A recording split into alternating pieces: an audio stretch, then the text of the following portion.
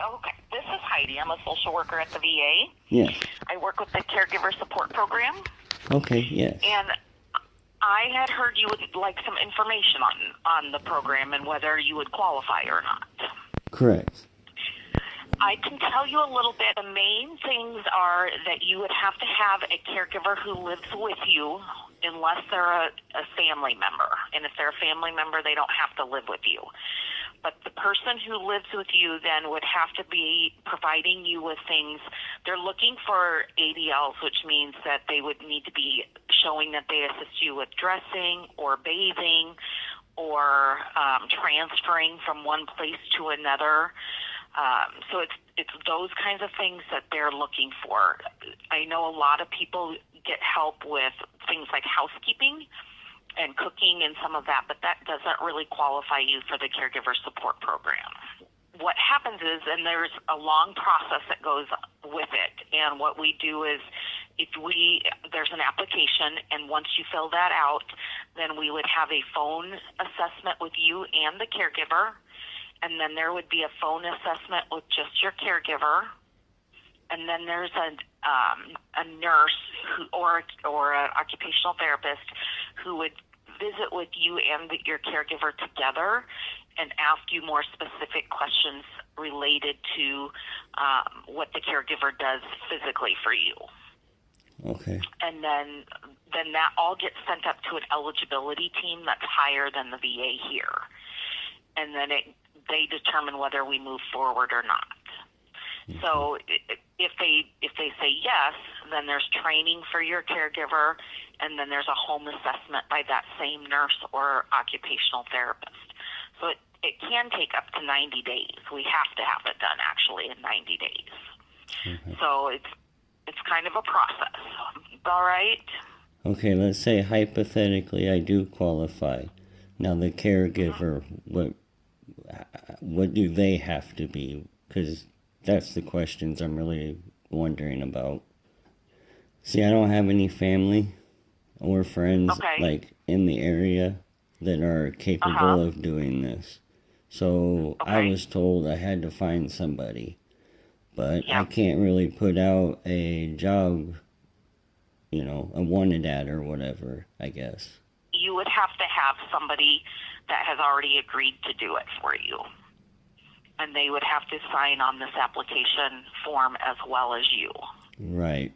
The only thing is what I was told is every 3 months they could possibly discontinue the service, and then that person would have to, well, I guess they wouldn't necessarily have to move out, but, they would no longer be getting paid, and so they'd have to find a job, and, it just, so...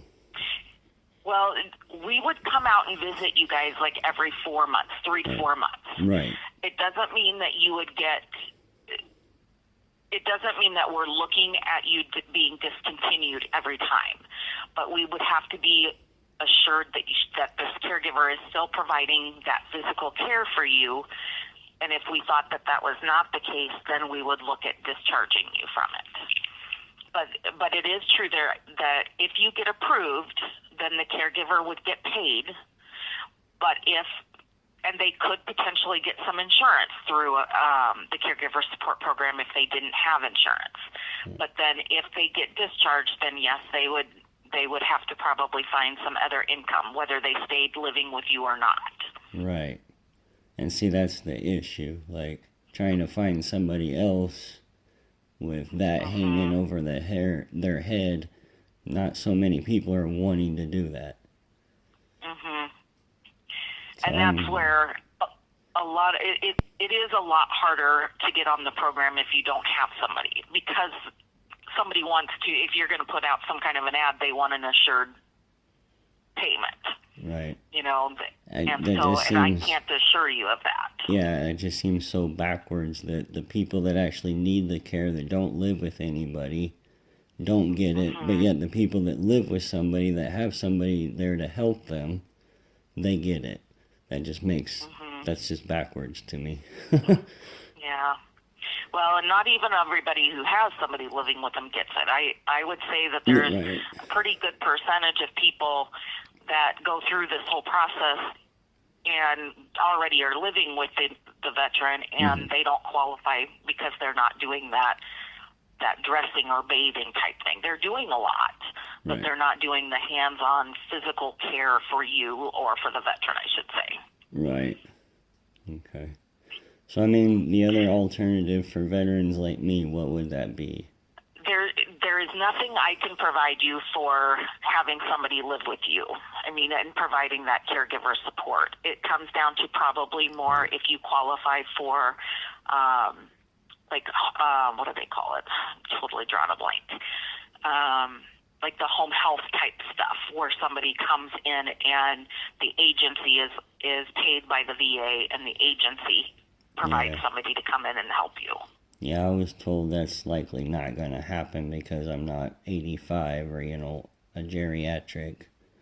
So, well, it depends the level of care you're requiring, and each program kind of has their own unique guidelines that they're looking at. But that's usually, if somebody doesn't have a caregiver, it's usually the one that people tend to get is the home health type. But not everyone gets that either. Right. So then I'm stuck. So I don't know. I mean, with my limited knowledge, the only thing I can think of is go to a VA home and have somebody take care of me there, or an assisted living place or something like that. My guess would be, and I don't know because I don't know your situation, but many people that are not completely, totally in need of help would probably qualify more for the assisted living area. Right. Because I don't technically need a lot of help with the dressing and bathing, except for the really bad days where I guess from what I've been told is where it's swelled up and inflamed or whatever. Those are my bad days, and I'm in excruciating pain. I can barely get out of bed. So on those days I need that kind of help, or somebody I can call to come in and help me. But on days like today, I have manageable pain. I probably couldn't vacuum or anything because that would, be going back and forth in my back and twisting, and, I probably couldn't do that. But I can step up 2 or 3 inches to climb into the shower. But on those bad days, I can't even do that. So, because I can't stand there long enough to continue to wash. So I got a chair, but it's just, I have bad days and I have good days, so I'm probably not going to qualify there. But then Ashley was saying that because I'm dual something, that because of mental and physical disabilities, that I would probably qualify for it, for the home family caregiver. Right now, the family caregiver program or the caregiver support program is heavily dependent on how much physical care you need for every time. Okay. And I have seen a lot of people who do need help off and on, and they have been denied because the intent is that you need the help every single time that you are getting a shower, or every time that you are getting dressed, or those things. And so that is pretty much what the criteria is now. Okay. They do look at your mental health issues and they look at your pain, but the newest criteria is really heavily focused on that every time you need physical assistance. Yeah, you keep saying they and criteria. What do you mean by that? Well, the criteria came from, Congress set up the criteria, and Congress was the one that changed the criteria. I think it was in, I want to say 2020 or 2021, and they changed all the criteria, and that's where it focuses, and that's what I'm going to mail you, is the list that shows what the criteria is, and the criteria is that you need for 6 months. Let me just read it to you for what I've got on my sheet, is that you would need care from another person, in-person care from another person for at least 6 months such as, so like something like a surgery isn't going to qualify people. Right. But the clinical threshold is that you require assistance with at least one activity of daily living every time it's performed. And those are the things like eating, bathing, grooming, dressing, transferring. Those are the things they're looking for.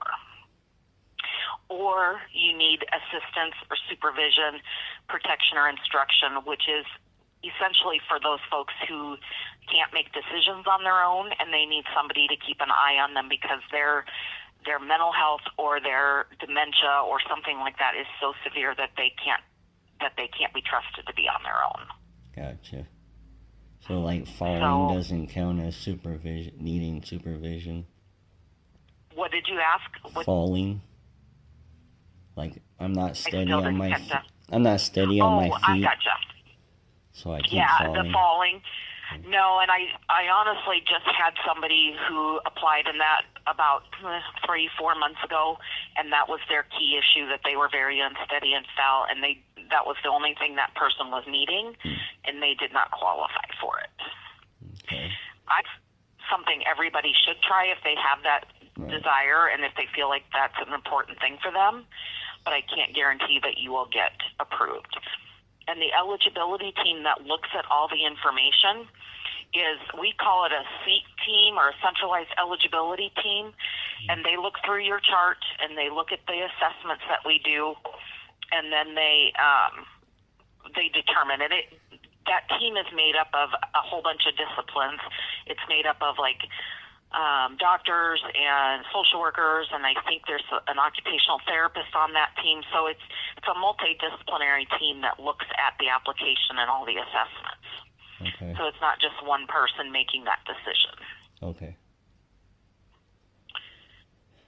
But let me send this all to you so that you can have it in writing and see what it is. Yeah. And then I'll send the application, because if you would like to do that, then you can just fill that out and send it back in to us. Yeah. Or have Ashley submit it. Okay. Yeah, because, I mean, like I said, I'm pretty much told you most of the physical side, but then there's the mental side. So, like, I have dyslexia and stuff, so I need people to help me read my mail and, understand bills and contracts and medical documents and stuff like that. And then I have, like, for instance, 4th of July, I need somebody around me.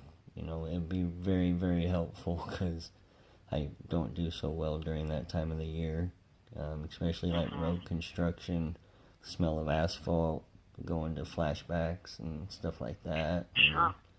So, I mean, I need the help. It's just, I'm kind of in the middle, lost in the sauce. Yeah. I can't do it myself, but I'm not sick enough to get the help, so. I know. I feel like there's a lot of people that kind of fall in that mid-range. Yeah. Especially with mental illness. Even the Omaha Care in the Community guy, he kind of went off on telling me, there's hardly any kind of mental health programs like in western Nebraska and stuff like that. And I was like, I totally understand. I go, like, right now I have to travel all the way to Kearney, which is beyond the 45-minute, travel time. And so, like the Mission Act, I'm supposed to be getting care in the community, but I can't because it's just, so confusing. So. I know. And that's all mental things. Yeah, let me get this stuff out to you so that you can review it and you can decide if it's something you want to apply for or not. Okay. And then if you've got other questions, I'll put my card with it too, so you can call me directly if you've got questions, okay? Okay, thank you. You're welcome. It'll probably be a couple days till you see it. The mail's a little bit slow, but I will get that out in the mail today. All right, thank you so much. You're welcome. Bye-bye. Bye.